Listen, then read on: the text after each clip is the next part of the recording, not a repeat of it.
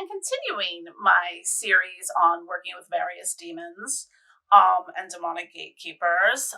Today we're going to talk about working with Lucifer, one of my favorites. I do a lot of work in tandem with Lucifer and Lilith, so some of this is going to be repeated if you watch the Lilith video, and maybe a little bit with Belial, because there's a lot of overlap in the workings that I do. So some of these stories might get repeated, but for the sake of the audience and not having to watch 20 different videos to pick all the pieces out, I'm making them all into one little, montage video, as it were. I started working with Lilith first, and then started working with Lucifer through Lilith. So I keep everything in my little journal thing, so it's not as easy to keyword search on paper, unfortunately. So the first time I invoked Lucifer was on the full moon in April 2020. So I spoke aloud a few prayers of thanks to Lucifer and burned a candle. Let's see. And played some, in the background, I played some Luciferian or Lucifer, like the demonic enchant and some invocation stuff. I just find it helps to have some background music and things like that when I'm doing things. Lilith was also present for this ritual, and I used my universal circle for the first time, and the energy was really amazing afterwards. As soon as I finished, there was a surprise, severe thunderstorm, and I had a really, intense magic hangover the next day. But that was my first time doing a ritual with Lucifer. So a lot of the work I've done has been in the astral realm or through deep meditation. So at this point in time, I'm starting to work a little bit with Belial as well. So in this particular instance, I worked with Lilith, Lucifer, and Belial to learn occult mysteries and to hack the astral realm to build portals between different astral worlds. This was the first time Lucifer had asked for an angel food cake with a rose petal infused glaze, which I think I mentioned in another video. Belial wanted me to punch a Nazi. And, Lilith is all about her blood and sex, and she wanted to pet my kitty Moon and maybe have a threesome with Freya. That Lilith, eh? The next working with Lucifer, I prayed for strength and used a black scrying mirror and smoked a blend of belladonna, datura, and henbane. I used Azonoth Mason's invocation of Lucifer from our Lord of the Ascending Flame. I called Lucifer for strength and protection during my dark night of the soul. So this must have been back maybe in May, when I was really dealing with a lot of depression and despair from isolation, and just really felt like giving up. And oddly enough, the next day, an old friend from back in my Second Life days, whose online moniker was Lucifer Baphomet, messaged me a pep talk about staying strong and staying alive. Lucifer works in mysterious ways. And if you're watching, hello there, sir. I talked about this particular instance in both the Lilith and Belial videos, in which I worked with Lilith and Lucifer, and this was the first time that that the demonic gatekeepers showed up, minus Satan, but King Paimon was present for some reason, and they did this sort of initiatory process where they drank my blood, I drank their blood, it was a whole thing, and, I passed this kind of test and was accepted into the path, and that things will be revealed slowly. Hi. And Corey has come to say hello. Hi, Corey.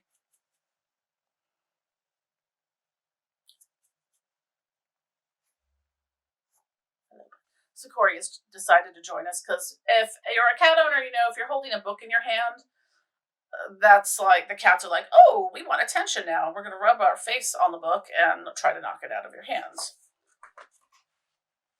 So this was my first experiment with the Lucifer flying ointment. So, hi, buddy.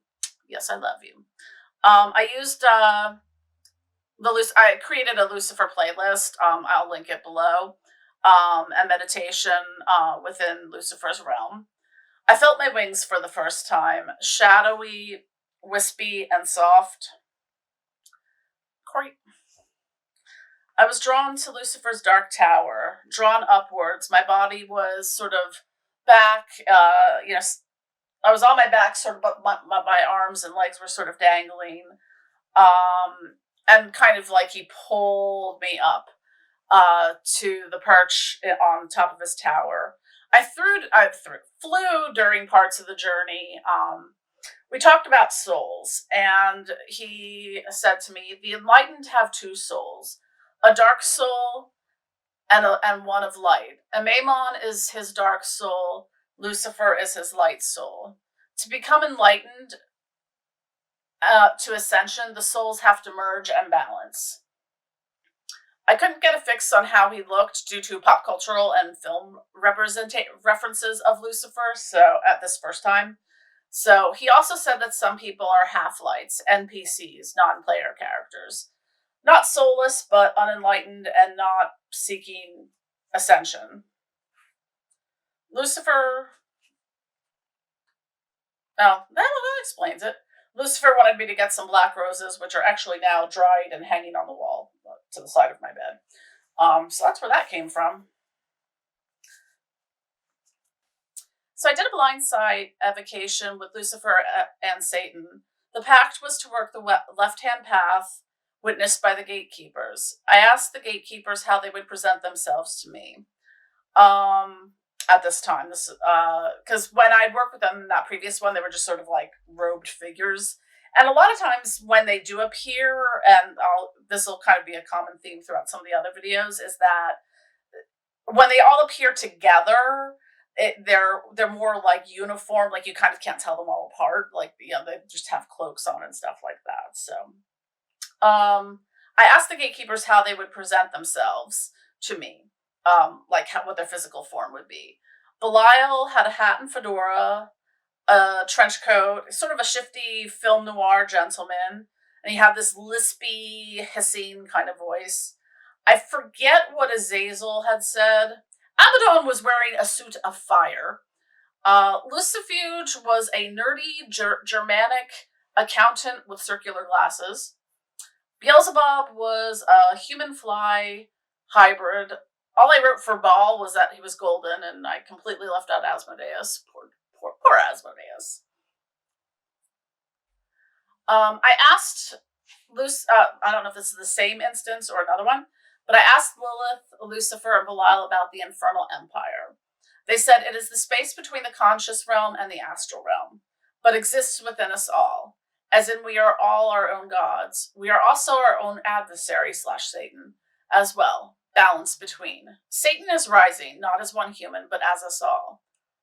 So the next work I did a specific video on this particular working called, I think it's Demonic Spirits and Gender Manifestation.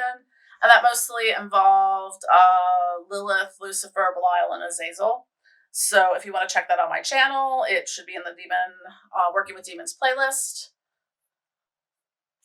So now at this point, I journeyed with Lucifer to Azazel's realm. And I don't know, Lucifer sometimes has this like vampiric qualities. I don't know why. But we flew down this ending well to the Underworld.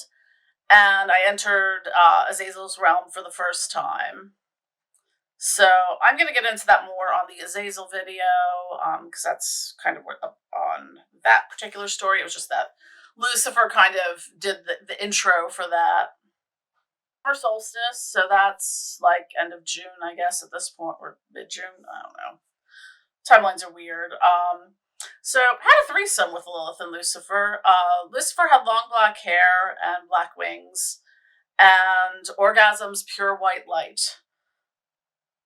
Lilith's taste was sweet like honey, and she smells like peonies and jasmine. She gives bloody kisses, and inside her is a dark portal.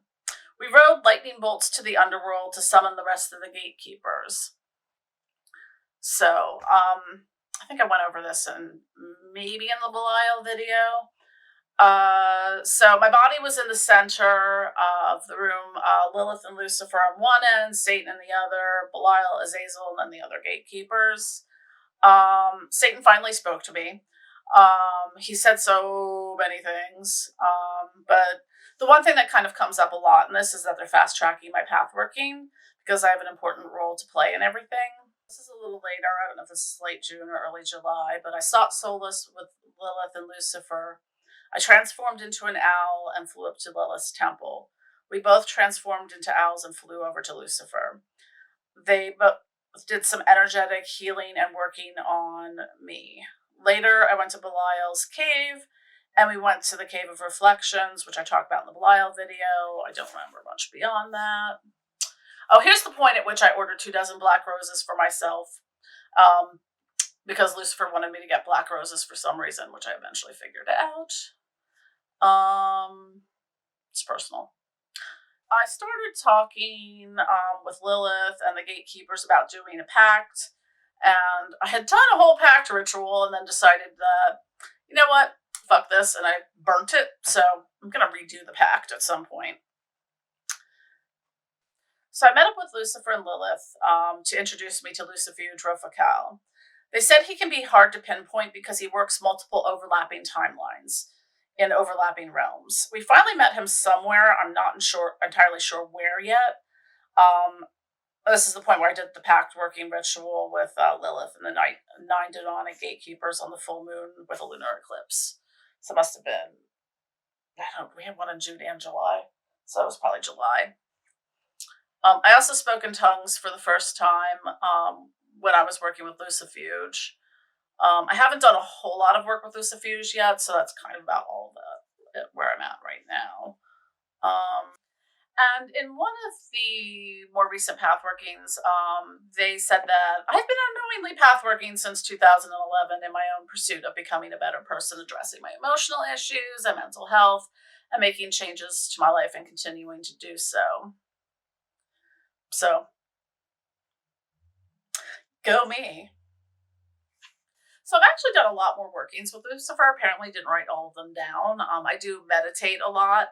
I know one of the things that came up, and perhaps I forgot to write this down, was that, or I did write it down, but it's like buried in with some other story, is that, and this is something that goes back like, God, probably over 25 years. But I used to have this sort of, it was sort of this meditation kind of vision of this, like when I felt scared or vulnerable or anxious or worried, where it was like this sort of shadowy figure would come up from behind me and they would wrap their black wings around me, and like almost like a bat. And maybe that's why I think Lucifer's a bat. But Lucifer said that he had been watching over me for many years, and that was him. And I was, I was like, maybe 19 or 20, or probably 19, 20, 19 or something like that at the time. So, but I just thought that was interesting because like they're bringing up a lot of things from my very early days exploring the occult, which I find really fascinating because I wouldn't have made those connections. Thought, oh, sure, absolutely, that makes total sense. And